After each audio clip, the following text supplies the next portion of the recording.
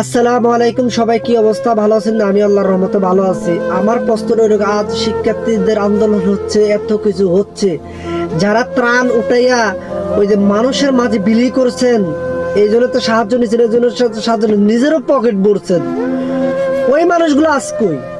শিক্ষার্থীদের পাশে দাঁড়ালে তো আপনাদের পকেট ভরবে না, পকেট খালি হবে। আপনারা হচ্ছেন মুনাফিকের কাতারে পড়লেন, ভালো কাতারে পড়লেন না, মুনাফিকের কাতারে পড়লেন। মনে রাখবেন, যে দূর সময় থাকবে সেই প্রকৃত বন্ধু, যে সুখের সময় থাকবে সে আপনাকে শেষ করার জন্যই সুখের সময় থাকবে। মানুষকে চিহ্নিত করেন। শিক্ষার্থীদের ভাইদেরকে বলছি, ছাত্রদেরকে বলছি, আপনারা এই মানুষগুলোকে চিনেন। আজ প্রবাসীরা যে ভূমিকাটা তাদের দেশের জন্য রাখছে, করতে আছে, প্রবাসীরা করতে যায়